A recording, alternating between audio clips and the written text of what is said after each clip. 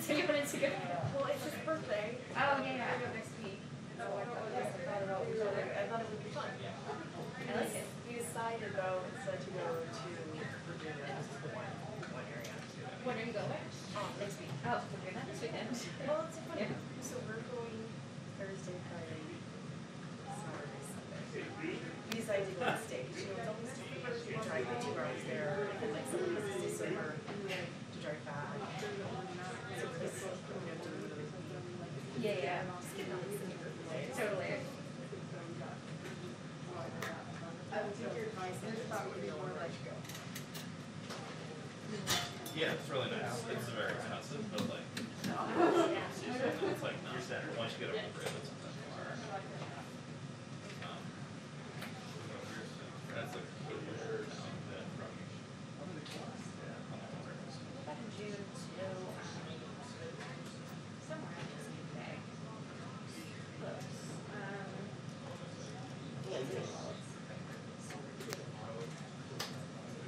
Watch yourself. Annapolis. Went there. The first time. No, it was cute. I was like, you know, that's gonna be insulting. No, it was right there. And that was really fun to do too. It's that first time we're like, oh my god, people go out in other places. Yeah, my editor was telling Oh, me is we that also irresponsible? up there was also like slightly less stuff. Yeah, I guess.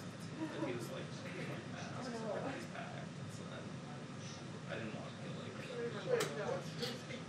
like money that you get for going on real vacation to like Totally. just be uncomfortable and Italy is Totally.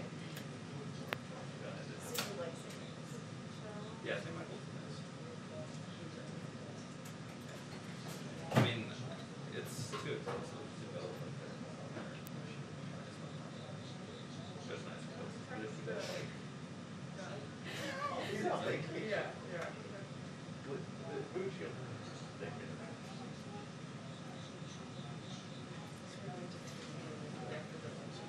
Wait, are you allowed?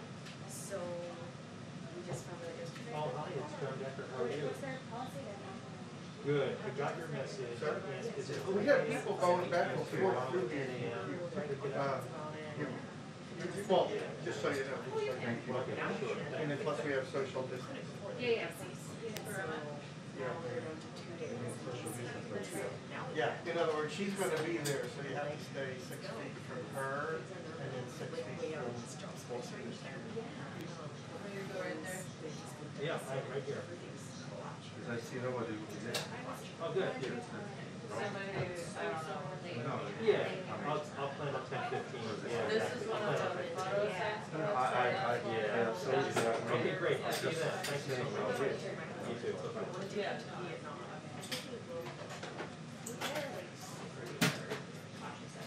I just want to post it. No, I just took a picture of that. But I posted it in there.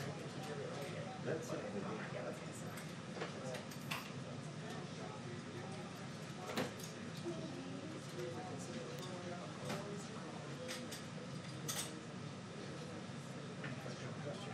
Oh, sorry, yes. Mike put all his stuff in here, so check around.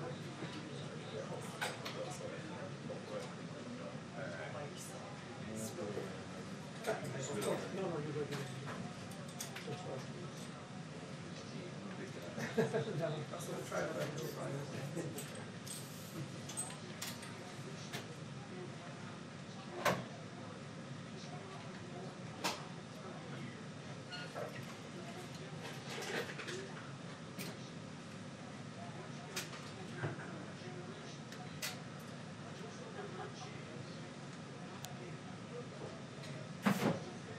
It's okay with you?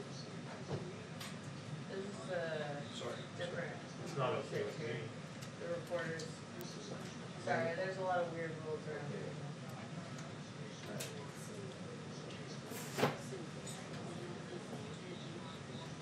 Sir, do you sit? Yeah, I don't think you can be here. I guess back there, maybe, but in this area you can't be. I know. I'm with another. Thing is, I don't care. So just tell me what it is. I'm sorry, guys. I'm losing patience.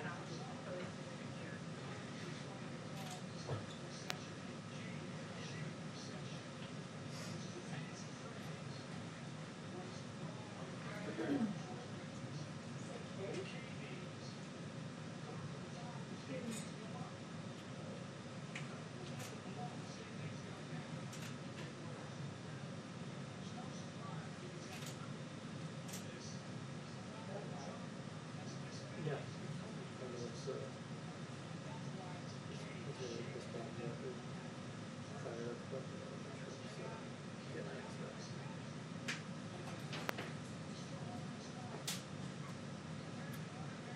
Oh, well. Serbian TV line, empty airspace.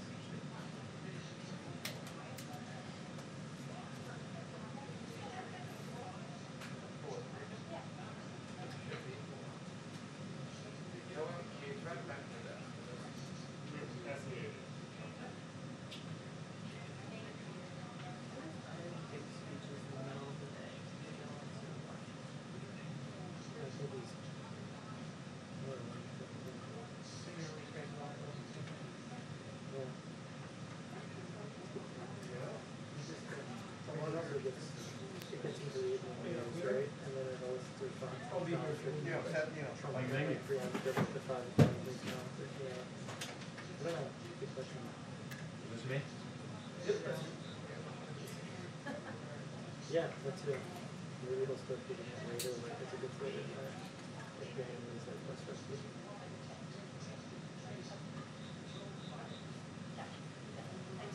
I don't know, this one. Our lunch here?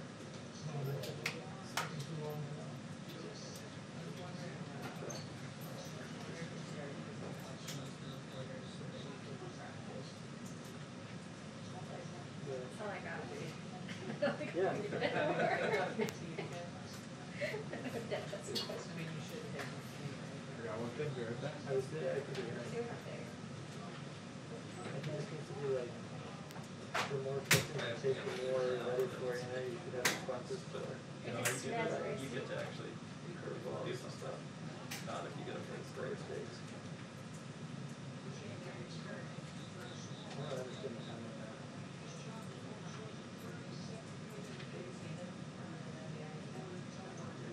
Have you?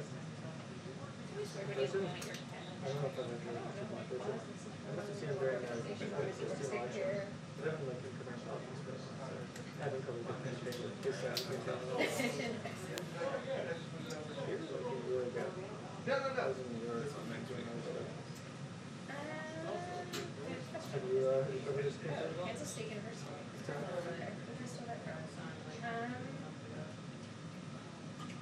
did. How do you look? Integrated?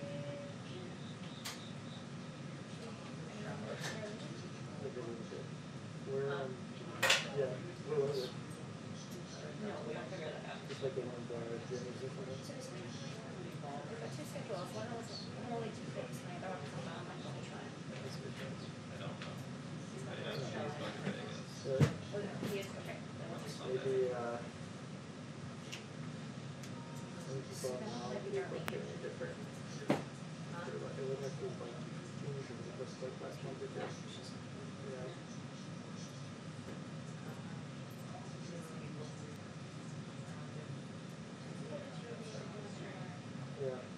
Exactly. Oh, okay. Yeah. Yeah.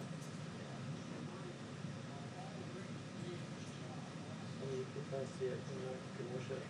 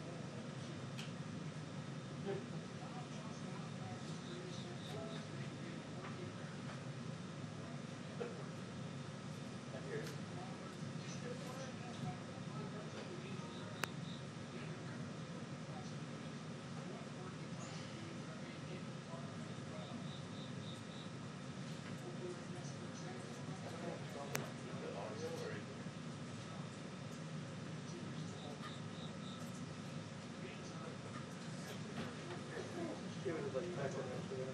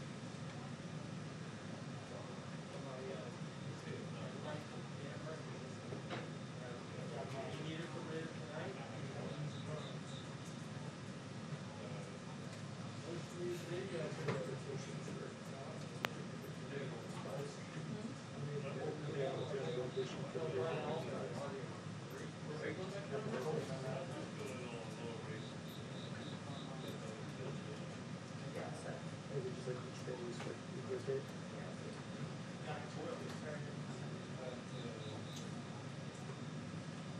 Like people that end up things with them.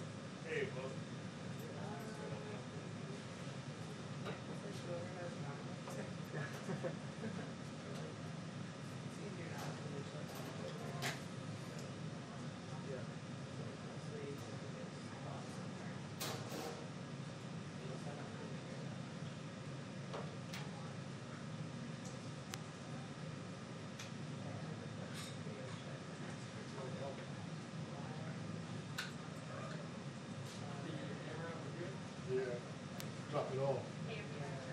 Are you still in your booth?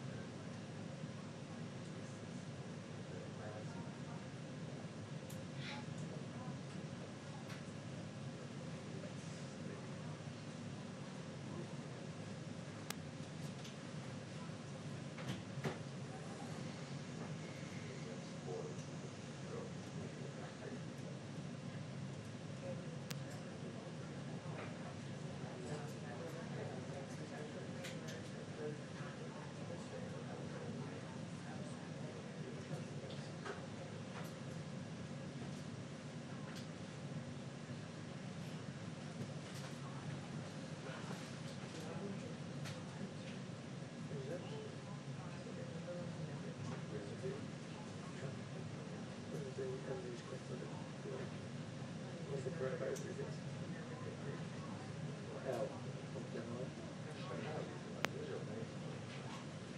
When I started that was the case. When I started that was the case.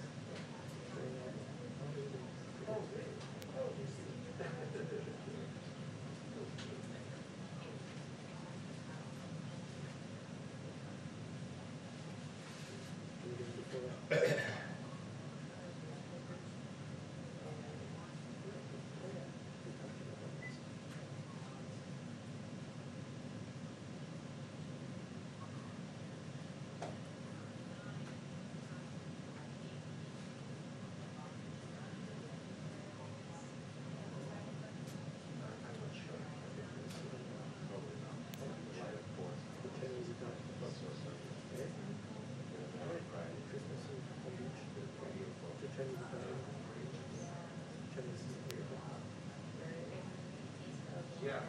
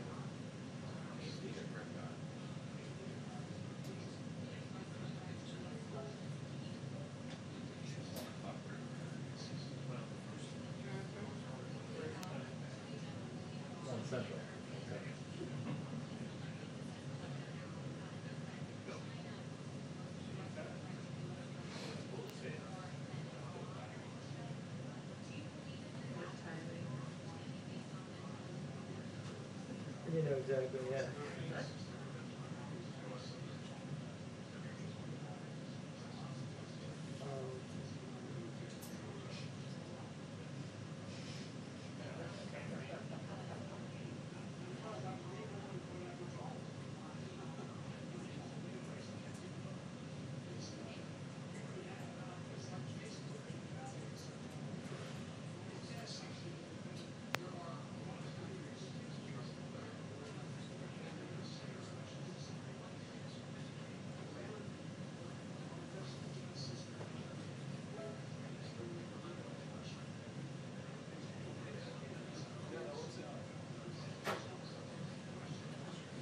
Do we just assume he's ready for Biden? They're waiting for Biden? I think we're just gonna wait for his remarks and stuff.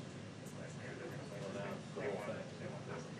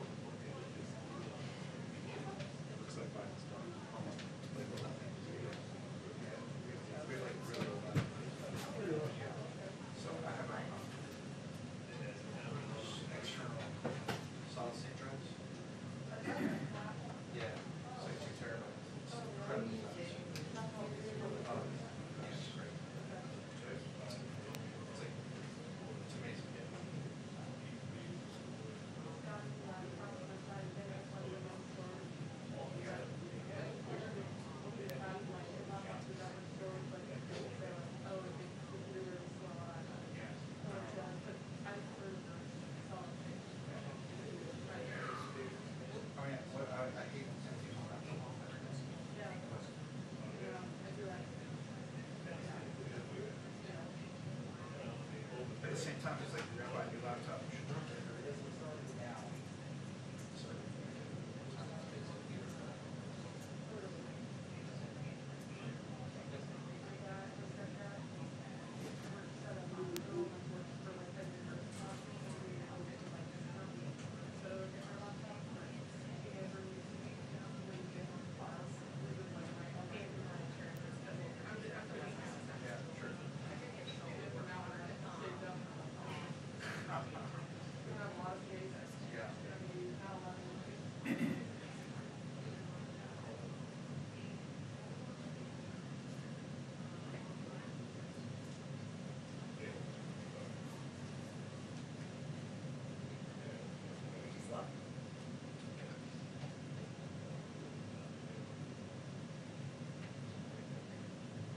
think it's really good for them.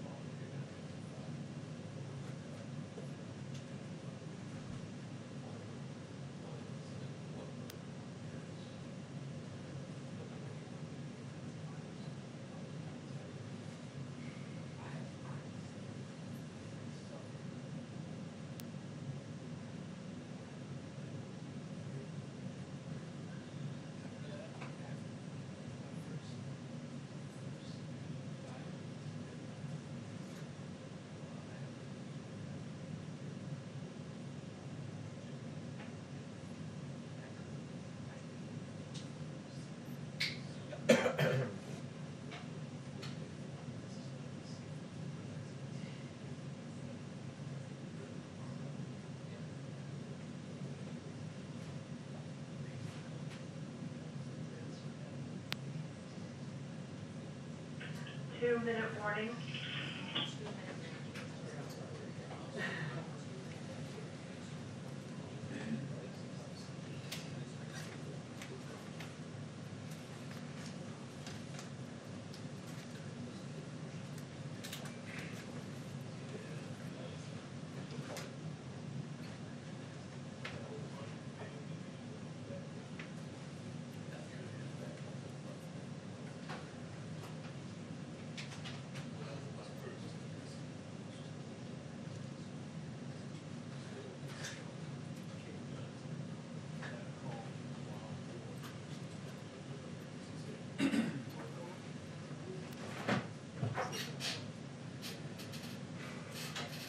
Anybody just use Wi-Fi every night?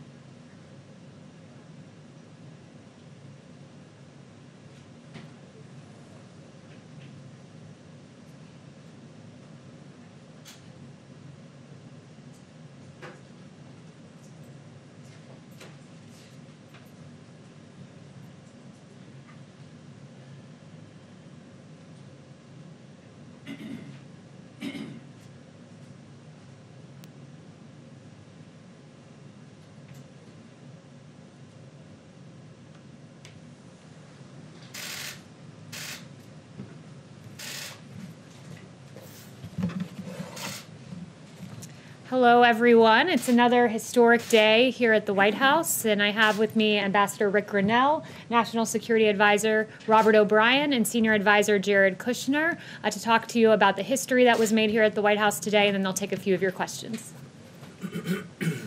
Thank you, Kayleigh. Again, it was a great morning in the Oval Office with President Trump, President Vucic, and Prime Minister Hoti. We brought together, through the hard work of great diplomats, primarily led by Rick Grinnell, acting at the President's direction, Serbia and Kosovo, and they've normalized their economic relations. This is the Serbia-Kosovo conflict has gone on for decades. They've been stuck, unable to move forward for many, many years, and the President some time ago decided that we needed to try something creative, try something new, break the deadlock, and try to move forward with the peace process with Serbia and Kosovo. To have the Prime Minister of Kosovo and the President of Serbia together in the Oval Office was something, given the history of those two countries and given the history of the United States with respect to Serbia and the conflict in the Balkans, is something that is quite remarkable.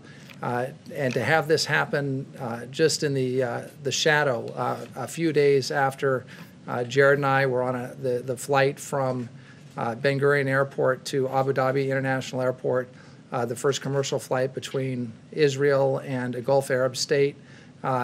It shows the sort of momentum that's coming. One of the side benefits of the normalization of economic ties between Serbia and Kosovo was the establishment of diplomatic relations between Kosovo, a majority Muslim state, and the state of Israel. This is now the second time in less than a month that Israel has made peace with and has normalized its ties with a majority Muslim country. It's another really signal accomplishment of President Trump. The fact that this has happened on the heels of a peace agreement with the Taliban in Afghanistan, that it's happened in response on the heels of last year negotiating a ceasefire between the Kurds and the Turks. You're seeing a pattern here of the president being a true peacemaker, and there's been plenty of criticism of the administration. But what's been interesting to me is as the president has undertaken these historic initiatives and brought together a team to perform and deliver these accomplishments.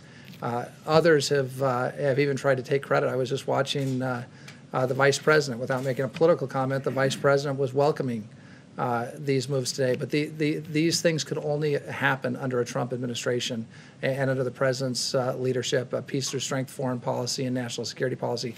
He put the pieces in place, and now we're reaping the peace dividend. And it's happened to the Balkans, it's happened to the Middle East, and we have more to come. I'll leave some of that to Senior Advisor Kushner to address in a moment. So with those opening comments, I want to turn the time over to the Special Envoy for Serbia and Kosovo, the Presidential Envoy for Serbia and Kosovo, Ambassador Rick Grinnell. He'll have a few comments, and then we'll make ourselves available for some questions after Rick and Jared address you. Thank you very much.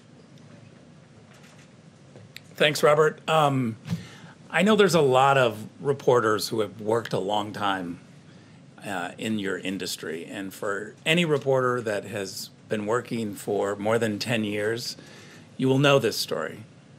There was a terrible war, and this story has been lingering for decades.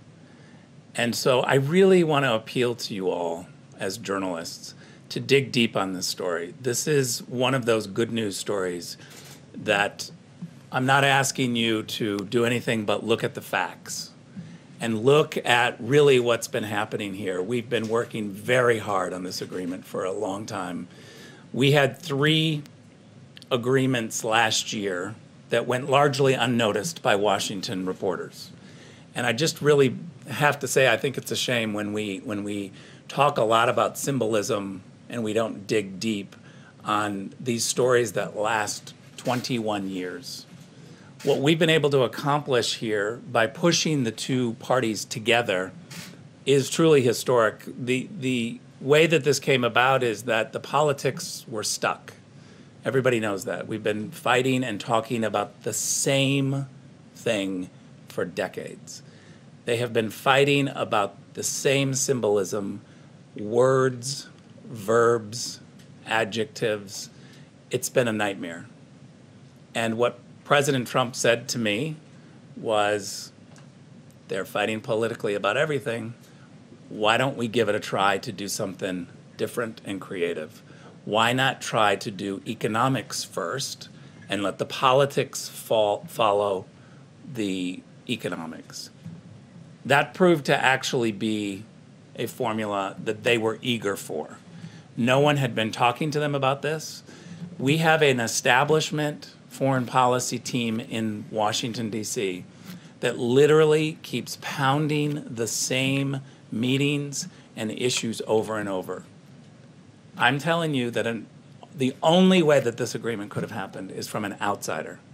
All of the insiders in Washington said, you're not talking about recognition. You're not talking about this symbolic word. And what we tried to do is ignore that. And from an outsider perspective, go in and dig deep. I ask you to look at this agreement and see all of the details that have been hard-fought negotiated that will move both economies and the entire region forward. This is economic normalization. It's a first step.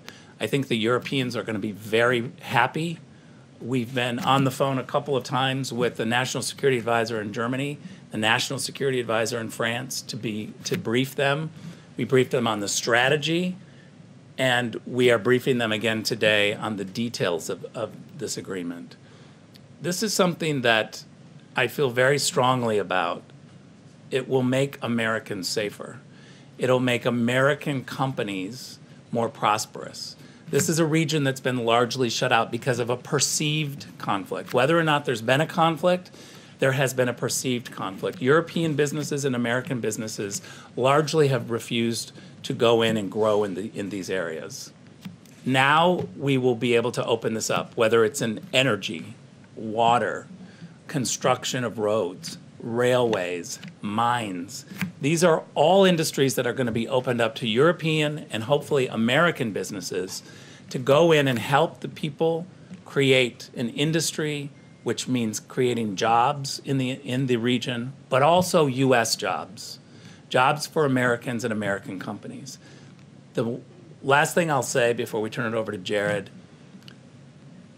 the people of Serbia and the people of Kosovo are ecstatic about this agreement and are very thankful that there was an outside administration to look at this situation and not do the typical political thing.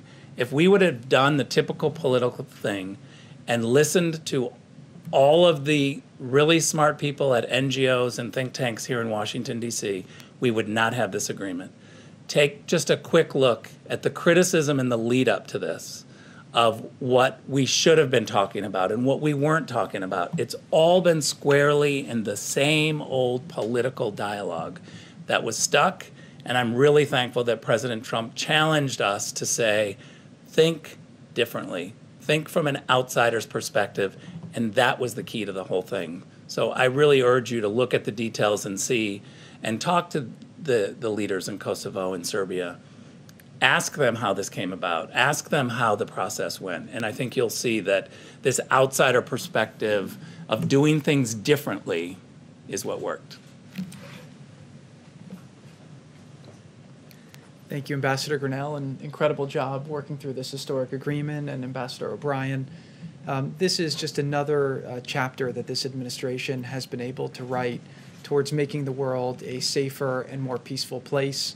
President Trump, when he ran for politics, was not a politician. He sees things through a prism that not a lot of politicians look through, which is how can I truly do things that will make people's lives better, make people find common interests and opportunities, and figure out ways to resolve conflicts that, quite frankly, politicians have allowed to go on for far too long.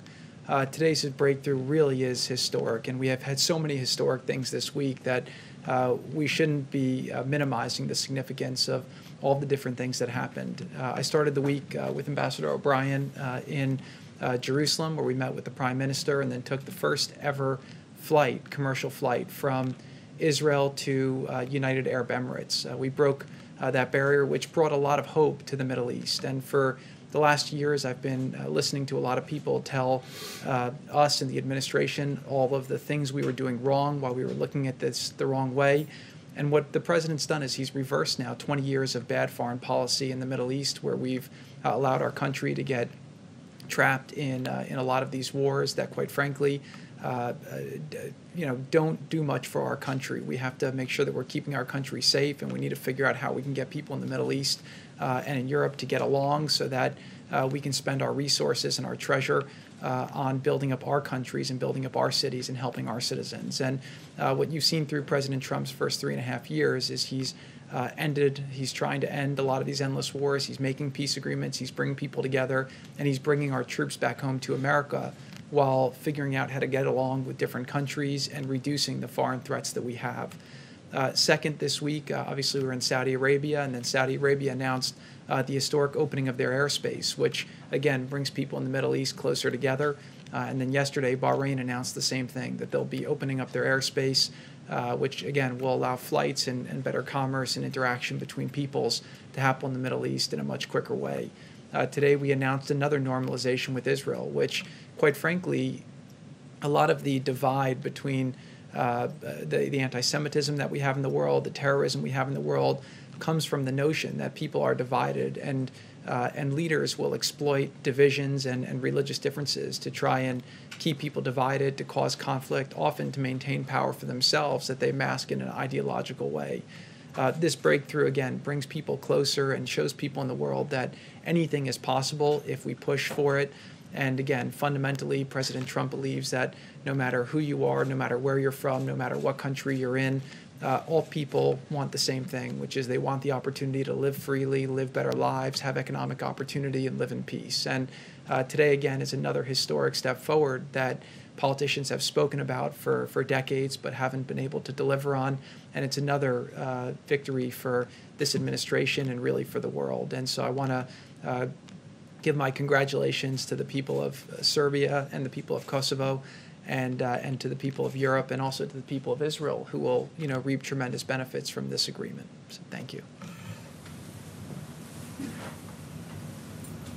Ambassador O'Brien, the U.S. government determined that Russians are seeking to, quote, undermine faith in the electoral process by spreading disinformation about the accuracy of voter data for expanded vote by mail.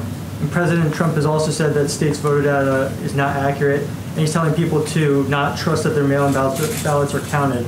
So is the president helping Russia spread disinformation? Well, I think what we have when it comes to elections and what the intelligence community has made very clear is that first you have China, which has the most massive program to influence the United States politically. You have Iran and you have Russia.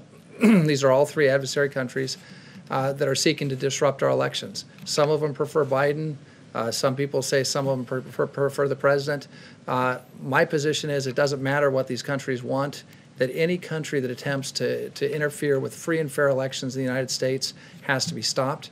We've taken unprecedented action. The president has taken unprecedented action in funding the hardening of our election infrastructure, whether it's cyber or otherwise.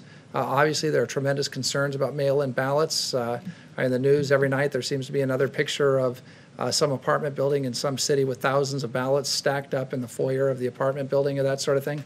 So I think there are concerns about mail-in ballots. I think that those concerns are very different than being concerned about foreign adversaries trying to influence our elections.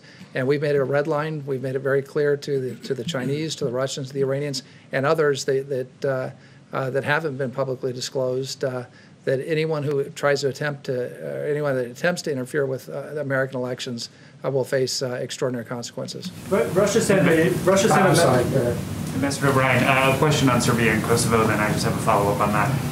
In terms of the two parties agreeing to freeze the recognition and de-recognition campaigns, how long will that last, and how important is it to the administration that Serbia recognize Kosovo's independence? So I think it's a year freeze. So that the idea of that freeze is to give the parties time to negotiate some of the political issues that are between them. And our European partners, there's a European special envoy, Mr. Lajcik, who's involved in those talks. We're going to be supporting the Europeans in those political talks. There are a lot of issues involved there, whether it's EU membership or mutual recognition. So there are a number of issues that the Serbs and Kosovars will address. We'll support the Europeans as they address those issues. What we wanted to do in this agreement was create some breathing space for the parties to engage in those without the back and forth campaign of recognition and derecognition.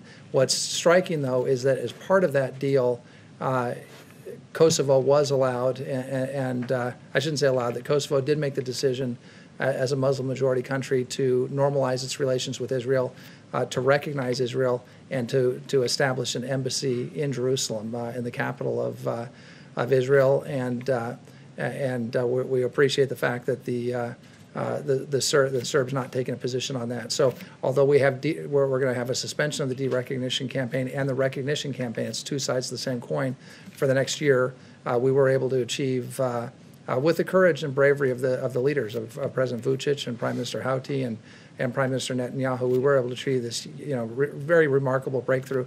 Again, the second time in now a month. It took, I think, 40 years to have two Muslim majority countries recognize Israel. Now we've had two Muslim majority countries recognize Israel in less than a month. So it's a remarkable achievement in the context of this overall freeze that will give the parties space to negotiate a deal. Just to follow up on what Ben was asking you, Attorney General Barr said earlier this week that he feels China is being more aggressive in meddling in the election than Russia is. Do you agree with that assessment? Yeah, I agree with him 100%. And then I just want to follow up on that, and then I've also got a question about Israel. Can you just characterize at this point the extent and the level to which both China, Russia, and other foreign countries are right now trying to spread disinformation about the 2020 campaign? Yeah, look, it's hard to know, what impact they can have or how they're spreading things. I think some of our tech companies are doing a good job in trying to police, whether it's Facebook or Twitter, others are trying to police things in a way that they didn't before. Our intelligence community is doing a good job in trying to track these things. DHS, Department of Homeland Security, with increased funding from this administration, is doing a good job in hardening our infrastructure to make sure that whether it's cyber infrastructure or physical infrastructure, to make sure that we're not susceptible to having our the choice that the American people make on Election Day changed by some foreign party. There's always going to be propaganda. There's always going to be efforts to influence us. And again, we know that the Chinese have taken the most active role, but the Russians and the Iranians and other countries are involved as well. So we're going to keep monitoring it, and we're going to do everything we can to protect the sanctity of our election. That's the foundation of our democracy. That's what makes us America, and we're just not going to tolerate these other countries trying to get involved in our elections. In the Oval Office, an Israel question? Can I? Sure, quick follow-up on Israel. Yeah, I want to make sure everyone gets a chance. The President had said in the Oval Office earlier that there are other Arab countries that are also interested in following in the UAE's footsteps. Can you talk about where we're at on that process, what countries are interested in? I'm going to turn that over to Senior Vice President Jared, who's just returned from the region and maybe able to give you some background there. Thank you. I'm not going to give as much background, but bottom line is when we did the Israel-United Arab Emirates deal, that caught a lot of people by surprise because of the diplomacy that we were able to do was to keep things private. Obviously, we had some great discussions in the region, and we are hopeful that more people will want to move forward. I think a lot of the countries are quite envious of the opportunities that will now be available to the United Arab Emirates in terms of mutual investments, mutual tourism, investing in technology, security partnerships. So we're seeing that peace agreement actually starting to really pick up a lot of momentum, and the delegations that traveled with Ambassador O'Brien and myself had very, very fruitful discussions. I think both sides were surprised to see the eagerness of the other side to move forward, and the level of getting agreements adjudicated and completed is happening much quicker than people thought. Other countries, again, see the benefits of having a Middle East and that's united. And if you look at what President Trump did on his first foreign trip, he went to Saudi Arabia and he outlined very clearly what his strategy was going to be, what he saw as the challenges. And again, if you just go from that snapshot to now, 3.5 years later, you have a Middle East where ISIS is defeated, Iran has been significantly rolled back, the proxies that they've been funding that have been spreading terror and instability throughout the region are much shorter on cash than they were before. He's brought the different sides together. And, one story that I think doesn't get enough attention is the fact that in the last election, a lot of what we were talking about was the spread of extremism through the internet, and then also the funding of terror groups.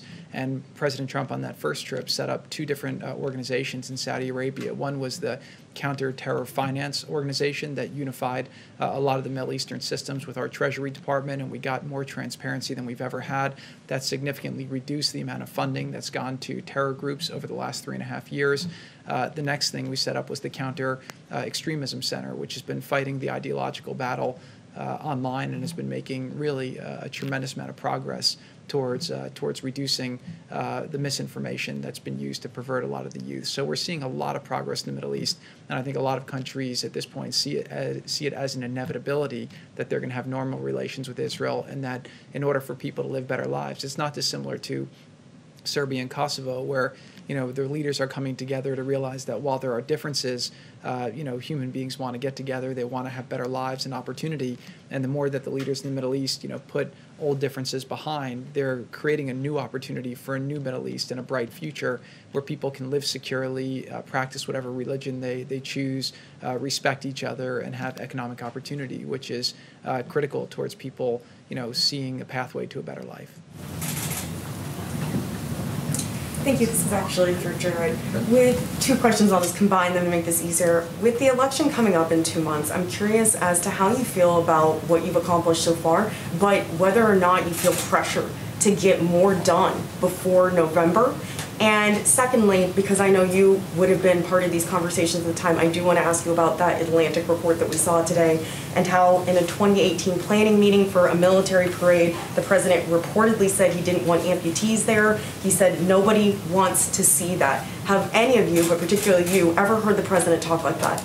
The answer is no. Look, what I find in Washington is strange is sometimes you'll have a couple unnamed sources and then the media treats that as a panacea.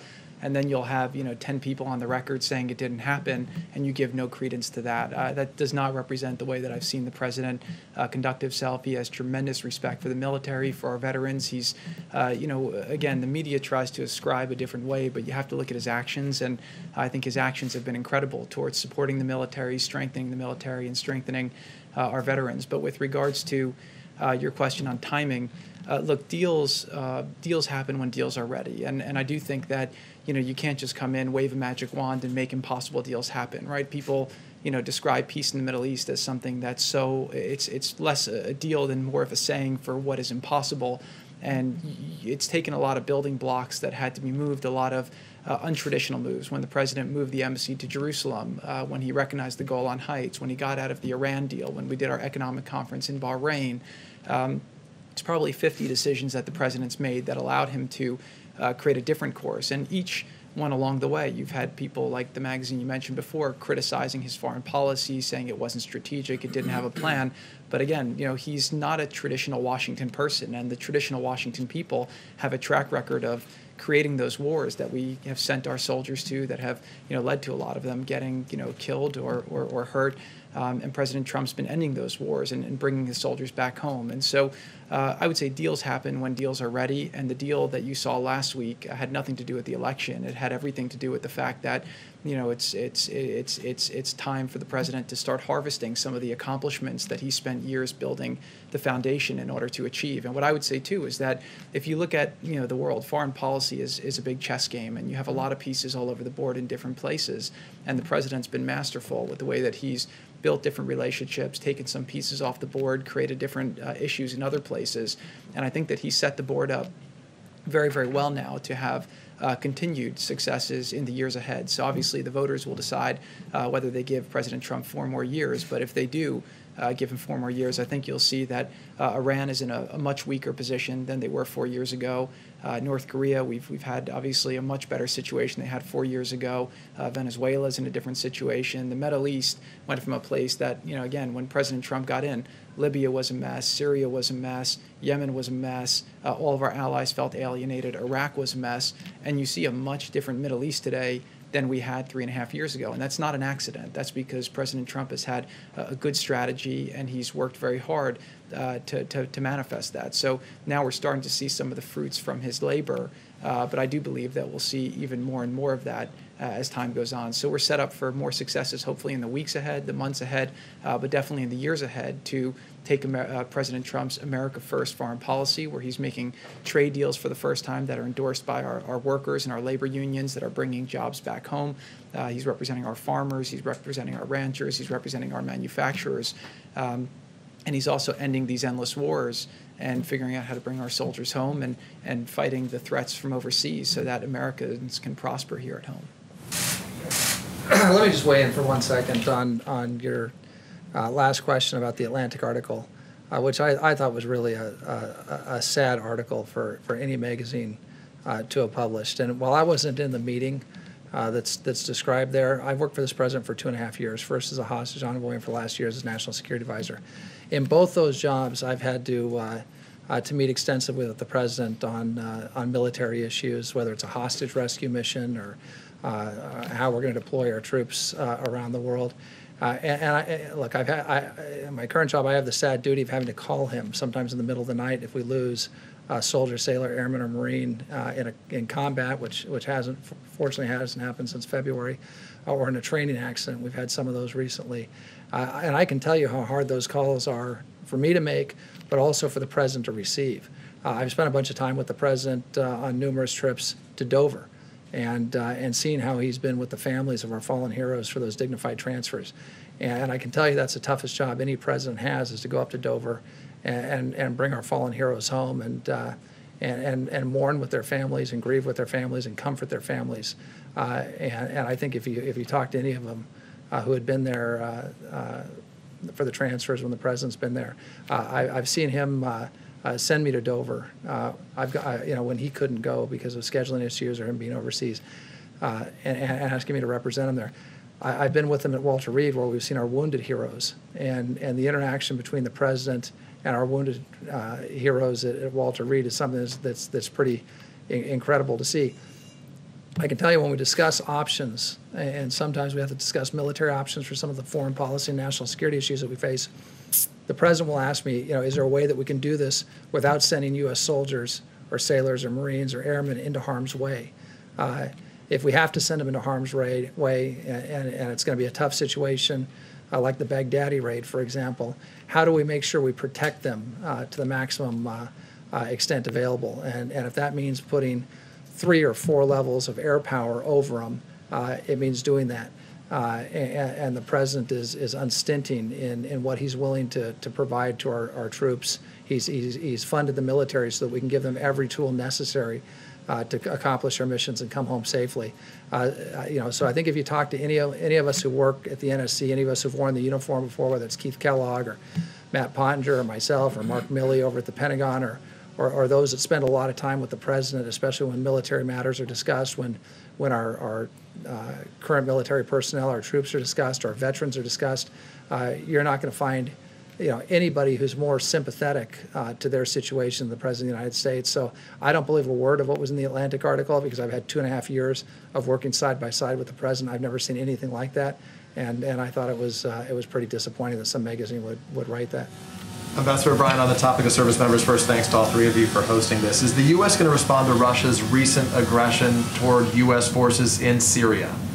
Yeah, so one of the things that we do constantly is we respond to forces. We're operational security, OPSEC, is critical to us anywhere our soldiers, sailors, airmen, or Marine operate, whether it's in a maritime environment, on land, in the air. And we do see aggressive behavior from the Russians. We've seen that with some of the intercepts that we've seen. We've seen it over the past couple of years and how they've interacted with our naval vessels. We've seen it in this current, in the current situation with the patrols coming across each other. But I can tell you that American forces have rules of engagement designed to protect them, to allow them to defend themselves. There was an unfortunate incident when Russians, purportedly Russian mercenaries, attempted to overrun one of our forward operating bases in Syria a couple of years ago. That didn't end too well for them, and because again, President Trump gave our soldiers in that instance the ability to defend themselves, with air power, with long-range fires, with their own resources. So, we're going to make sure that everywhere we operate, whether it's operating in a place that's in close proximity to the Russians, to any other adversary, that the men and women in uniform will be able to defend themselves and protect themselves. Has that warning been communicated to the Russian government? It's been communicated to them very clearly. By you or by the president? It's been communicated at the appropriate level. And to whom was it in Russia specifically? I'm not going to get into those details because we want to have those channels open, but they've received a very strong message. Thank you. Thanks, Ambassador O'Brien. I wanted to follow with a couple on China. I'm wondering what specifically you're seeing from China that makes you believe that they have a bigger or harder working electoral interference operation than Russia or other countries, and then based on that, or the litany of other concerns that you've described about China, if you could kind of tell us the status of efforts by the administration to either go after Chinese firms or imports or diplomatic issues with China. Yeah, so let me talk about the China situation overall. So probably the biggest failure of American foreign policy over the past 40 years is how we've dealt with China. There was this mantra that somehow as China became richer, as we turned a blind eye to Chinese malign activity, whether it's stealing our IP or engaging in unfair trade practices or bullying its neighbors, if we just turned a bullying its own people at Tiananmen Square, if we would turn the other cheek, turn a blind eye, that China would become richer. As it became richer and the middle class in China grew, they'd become more like us. And we always want to, we want to believe that everyone wants to become like us, that they become more Western, more democratic. In fact, all the opposite occurred. China's human rights violations have gotten worse and worse over the years, whether it's the Uyghurs or religious minorities or their neighbors, the people who enjoyed democracy in Hong Kong until just recently, the bullying of Taiwan. So we've seen very malign Chinese activity. The theft of intellectual property has gotten so bad that Christopher Wray, the director of the FBI, recently called it the greatest wealth transfer in human history, was a theft by the Chinese of our intellectual property. Now, that's not just an abstract concept, okay? That's sweat equity. That's American innovators. That's people that have put their whole life into dreams. People who've invented things in their garages. People who've built companies. Who've done everything they can to create an idea and turn an idea into a reality. And then what happens? That idea gets stolen by China, and it's not just that they've lost the economic value of their innovation or of their method of doing business. The Chinese have taken it, sometimes using slave labor, but using cheaper labor, often manufacture products that compete at a lower price, and then put the original person who invented the technology out of business, and then kill the industry for the United States, and whole industries go to China, whole manufacturing plants go to China. I mean, it's been really astounding. Chris Wray said that, also said that the FBI is opening a new espionage case against the Chinese every 10 hours. I mean, the scope of Chinese activity against the United States is relentless. We've never seen anything like it. It was nothing like this in the Cold War with the Soviets. So this president, President Trump, stood up to the Chinese for the first time in 40 years. He put tariffs on the Chinese. We had a phase one trade deal that partially addressed some of the unfair trade practices and was a huge step in the right direction. But as soon as that was signed, we ended up with the president calls it the China plague or the COVID outbreak here, which made that somewhat irrelevant because of the tremendous losses we suffered. Again, because the Chinese wouldn't share the virus samples with us early, wouldn't let CDC doctors come into China early to investigate, wouldn't let WHO doctors come into China to investigate, wouldn't restrict travel from China to overseas, especially to Europe, when they were restricting travel within China. So again, well, look, when it comes to the election, everything that they're doing across the board, whether it's political influence through the Confucius Institutes, whether it's them trying to influence business leaders by saying, if you don't support us in the U.S., your companies won't have opportunities in China, and convey that to your governors and convey that to your political leaders. the massive, and I'm not going to go into all the intelligence, but the massive activities of the Chinese in the cyber realm, it's really an extraordinary thing that we're facing. And again, this is the first president that stood up to the Chinese. I hope he's not going to be the last president who stands up to the Chinese. And as difficult as the problem is, let me tell you, I'm confident in the United States of America. I believe at the end of the day, we're going to prevail. We've got a peace through strength foreign policy, finally, that we've been missing for some time now. We're investing in our defense. We're taking strong action on the diplomatic front against the Chinese. We're taking strong action on the trade front. We're protecting our intellectual property. We're not going to, we've called out the Communist Chinese Party. We're taking strong action and have massive sanctions on the Chinese for the first time because of their treatment of the Uyghurs or their treatment of Democrats in Hong Kong. I think at the end of the day, our allies are going to follow us, which you've seen happening with 5G and Huawei.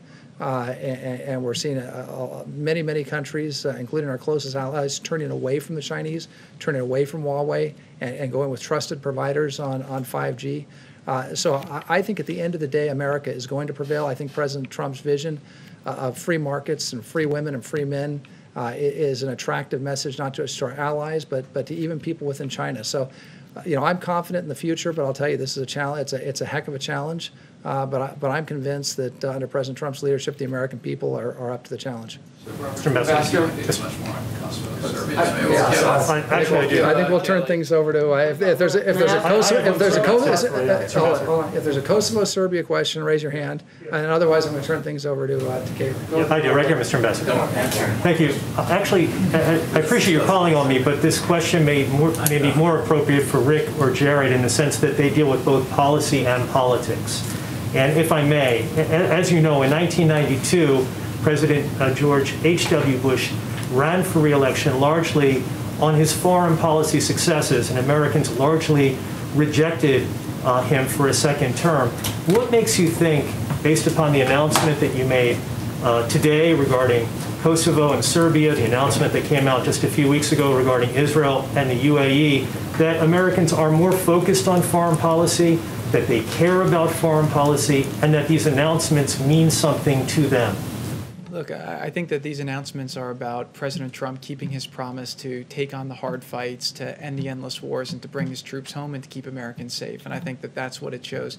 It also shows that President Trump has a track record of continuing to get things done. He really has a great track record for success. Our economy was going great until obviously the virus hit. We did a dip. People predicted we'd be down to 25% unemployment and that we wouldn't get to single digits unemployment until early next year.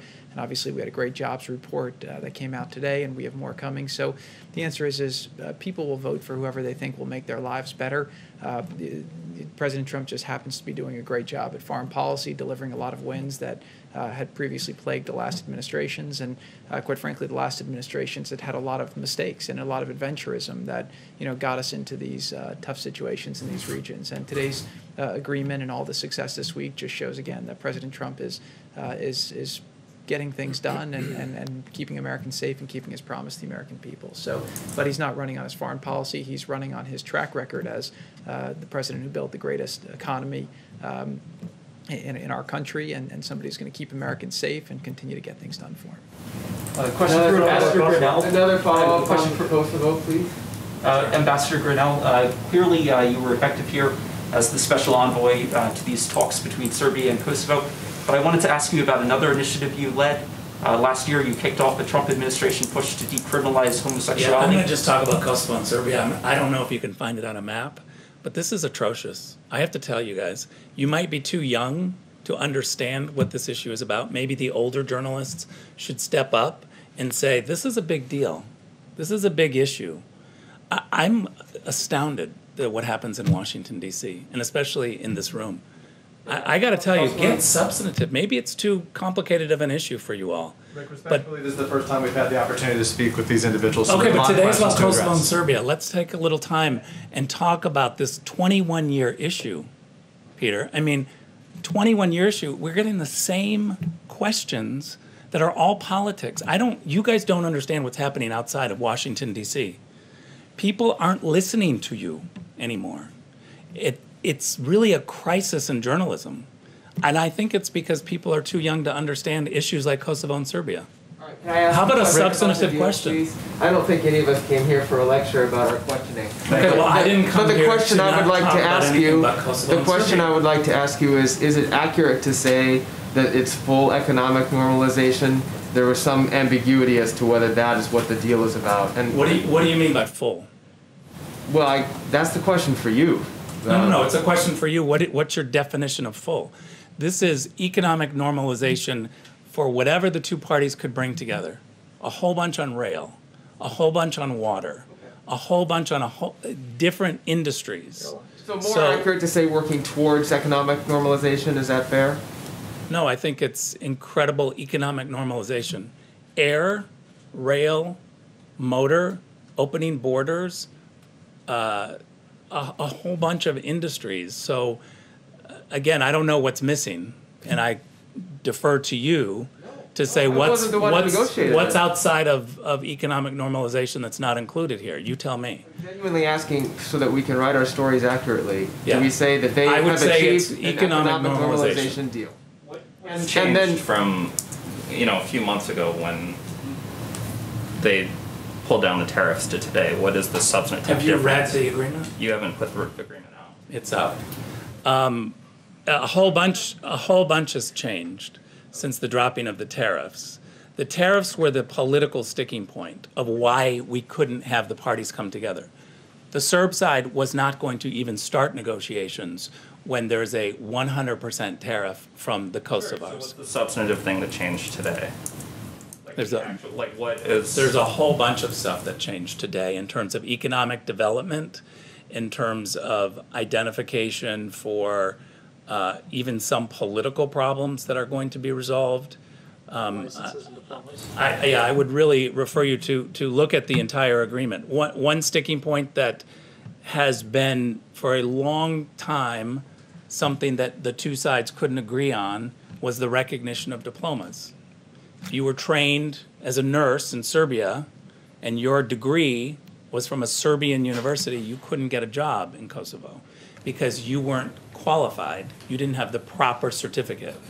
That now with this agreement goes away. I think that's economic normalization for people who have certificates in dental hygiene, in pharmacies, in pharmaceutical experts. There are a whole bunch of people who could not work simply because they didn't have the proper career credentials. And this agreement completely will recognize all diplomas from universities from either side.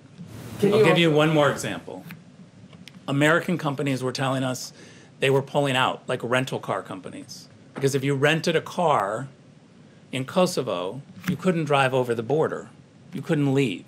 So people who were wanting to go for tourist purposes or to visit the region or to try to do business deals, they couldn't actually leave with that rental car. And so we had American businesses beginning to pull back to say it just doesn't make sense. The Europeans were complaining just as much. There was a perceived conflict. And I think what we have now with this historic air agreement, rail agreement, motor agreement, all of the things that they've committed to implement will create normalized commerce. And that is something that has never been tried. We have been stuck on literally verbs and symbolism in terms of negotiations on the politics. And we're going to try something new. The president of Serbia said today to local reporters that, I can read the quote, "We have made a bilateral agreement with the U.S., not Kosovo." Can you clarify what that means? Yeah, well, first of all, I would never try to clarify what President Vučić means when he's talking to the Serbian press.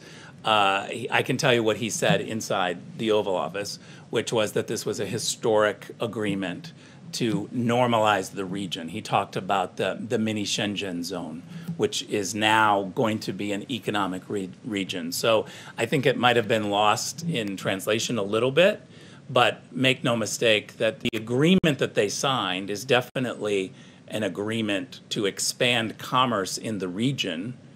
And there's no question that when you look at diplomas, for instance, or the one-year freeze on the recognition and derecognition, on even the rail agreement. There's a U.S. Department of Energy study that will take place on a lake that is largely in Kosovo. A portion is in Serbia. We're going to do a feasibility study to figure out what kind of jobs can be created in around the water. There's no question that that's a shared agreement. Did they sign an agreement with each other, or did they sign an agreement with the United States? They signed an agreement to work with each other. They didn't. They did not sign with the United States. We're not a signature. President Trump signed something. We watched him. Yeah, correct.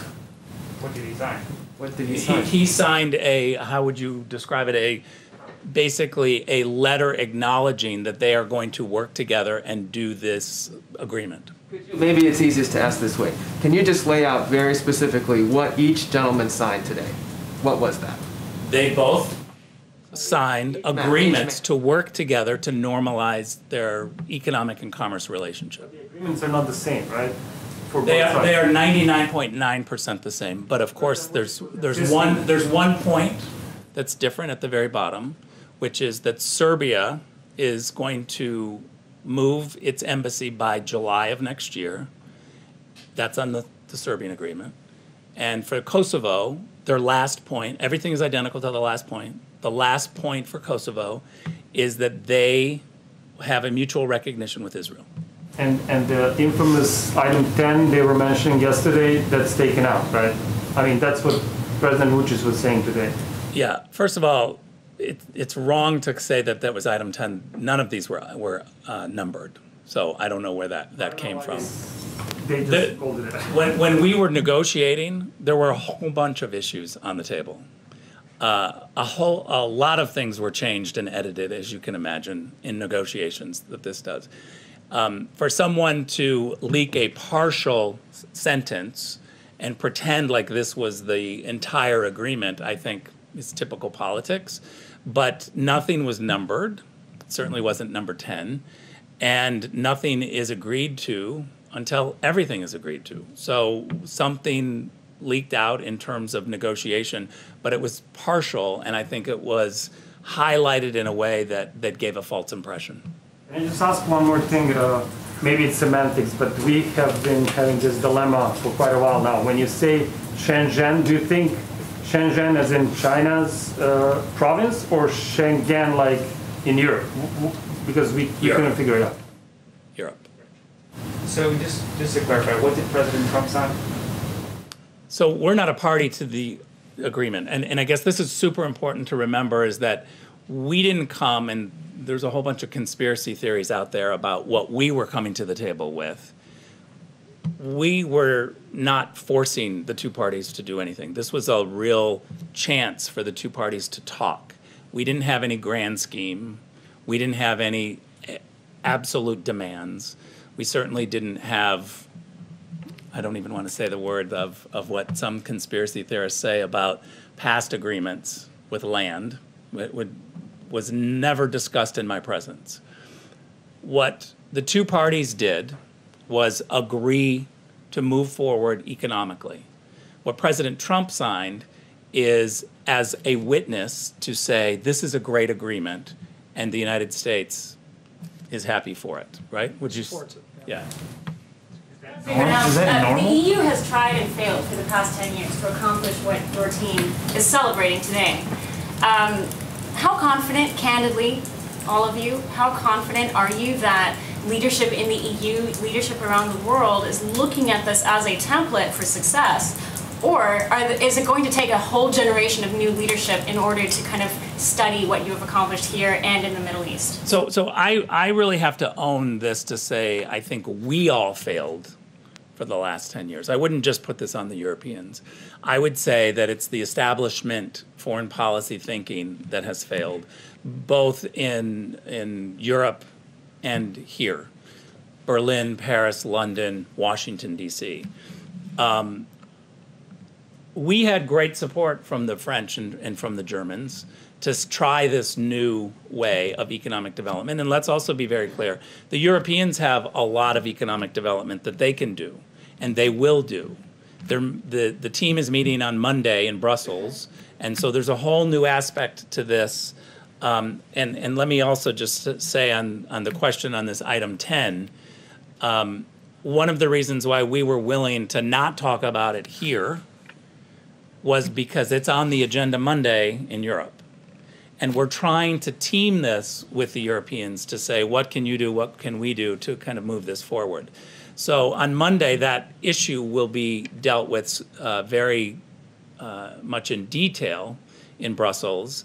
And so I felt confident that we could kind of let and work with the Europeans on this issue. And so that's why it was taken out. But at the end of the day, we need the Europeans.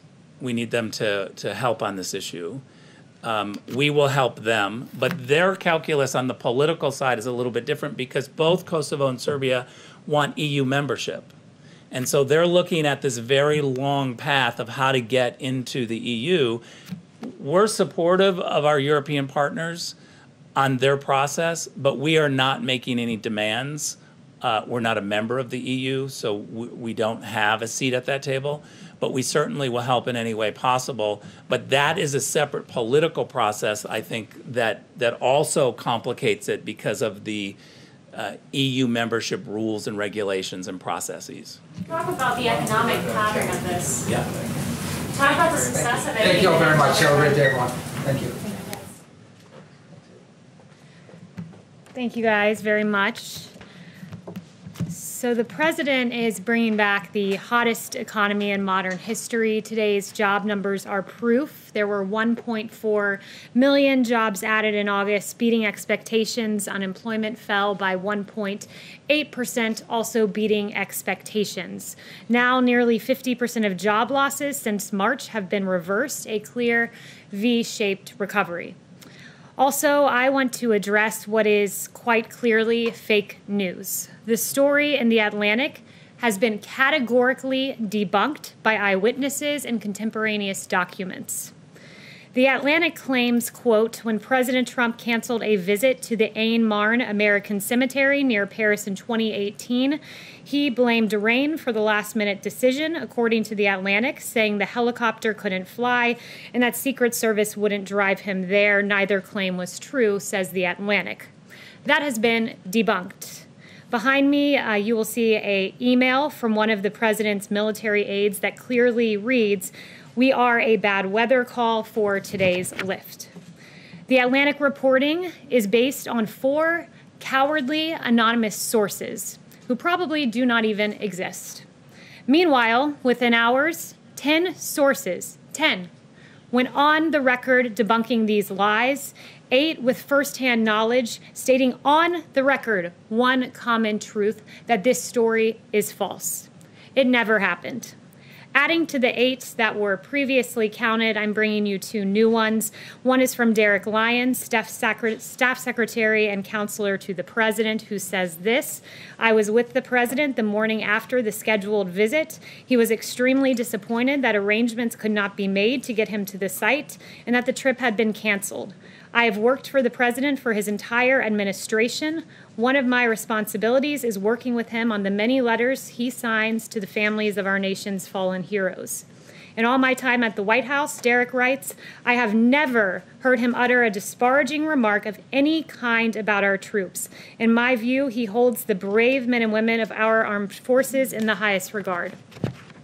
I also bring to you today another quote from a former member of this administration, Dan Walsh, Deputy Chief of Staff, former Deputy Chief of Staff, who is also a retired military officer. I got off the phone with Dan just before coming out here, and he wanted me to share with you all, I can attest to the fact that there was a bad weather call in France and that the helicopters were unable to safely make the flight. Overall, the President's support and respect for our American troops, past and present, is unquestionable. questionable. And Dan recounted to me several events he went on with the president, like a World War II veteran who flew with the president on the helicopter in Normandy, visits the president had with our wounded warriors, special ops teams who came to the Oval Office, including the team that got al-Baghdadi, and they brought along Conan, the dog, as well.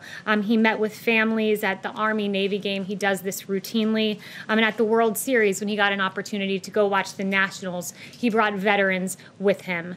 And I can tell you from what I've seen from this president, I have heard him describe his visits to Walter Reed in detail, and the angst he has had and the compassion he has had and the hurt he has had viewing these warriors who have been absolutely injured in the line of duty and are courageous heroes. And I've heard him recount how meaningful those visits are. I've also seen him just a day before this article came up talk about there was rain and lightning popping around, and he said, I want to go out there and I want to talk to our World War II veterans. This is America's greatest generation, and the president holds them in the highest of regards. So why would a publication abandon all journalistic integrity and publish this story? It's because the liberal activists at the Atlantic are uninterested in the truth, and they are only interested in peddling conspiracy-laden propaganda. Because here is the one truth. No one, and I mean no one, loves and cares for our servicemen and women as much as President Donald J. Trump. Thank you. Kayleigh, who specifically doesn't debunk Why did the president say, I like people who aren't captured? Kayleigh, who Have you guys specifically reached out to Kelly said, or Mattis? Kayleigh, who specifically said at Robert Kelly's grave, I don't get it, what was in it for them? Was it the president?